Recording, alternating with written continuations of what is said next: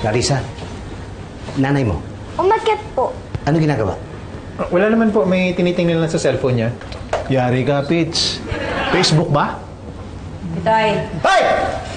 na-love at first sight ka na ba? Ako? Ha? Anong klaseng tanong eh? Love at first Wala sight. lang. Bakit?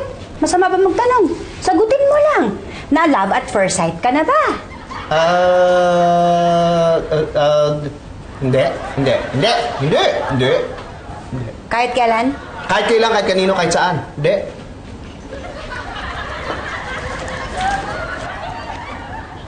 Sir? Ha! Okay na kayo? Oo, okay lang. Okay na, okay. Pitch, tingnan mo to.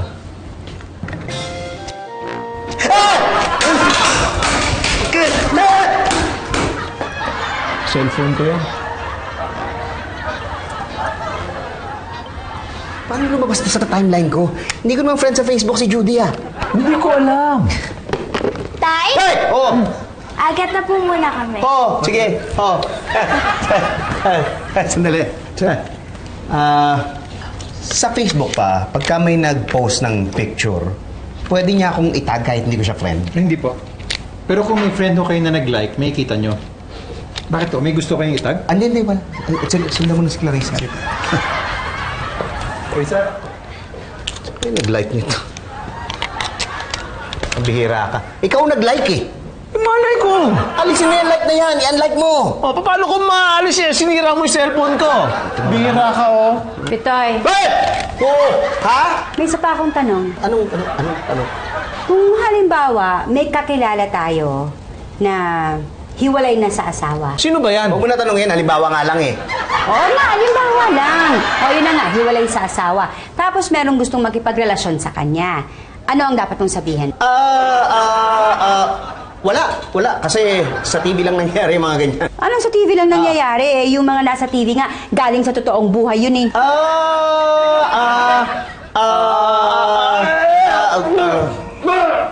Uy, anong nangyari sa'yo? Uy. Ano? Okay ka lang? Uy, Patrick! Teka, Ay! sandali. Patrick, Sandali. ano ka ba? Uy! Uy! Anong nangyari sa'yo? Ayos ba, Pitch, naisip ko? O, diligtas ka kay Elsa ngayon. Teka, hindi ka talaga nasusuka? Di, inaarte ko lang.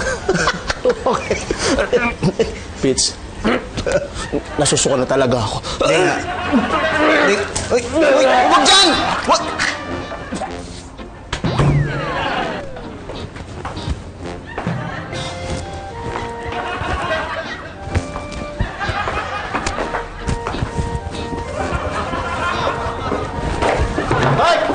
Uy! Ay! Uy! Ay! Ano ba nangyayari sa'yo? Para kang trumpo. Nag-practice ako ng basketball. May basketball kami ni Patrick bukas eh. Paano mag-basketball? Nagsusuka nga yung tao. Nangasim lang si Sikmura. Kala ko gusto mong lumabas ng kwarto eh. Kanina ka pa kasi iwas ng iwas sa mga tanong ko eh. Ako? Hindi naman ako may iwas ah. Sinasagot ko nga eh. Sabi mo. Halika na, tulog na tayo. Oo nga. Sige. Napagod din ako sa opisina eh. Halika, masahiin kita.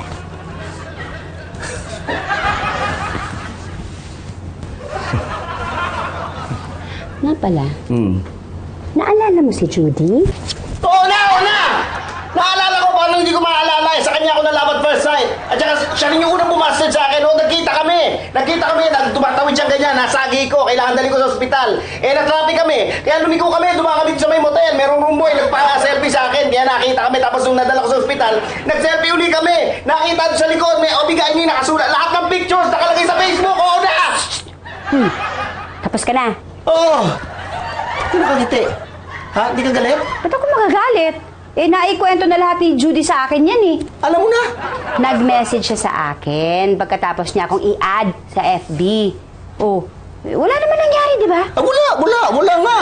Yun naman pala eh. Ang babaw ko naman kung magagalit ako. Di mo, malamang pahihirapan mo lang ako niyan. Hindi, galit ka. Alam ko. Hindi nga.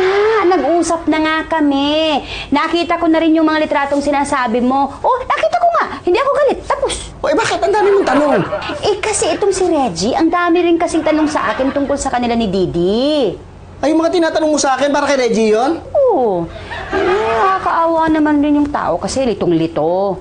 Eto nga, bukas magkape raw kami at may sasabihin siya. Magkikita kayo bukas? Naman yung pagkikita nyo kung ano na yan, ha? Grabe ka! Ang kapal ng mukha mo, no? Balik na rin talaga ako. Kapag usapan natin ulit si Jude. Ay, hindi naman. Nagtatanong lang ako. Kung sinabi mong wala, di wala. Tapos. Madali naman ako kausap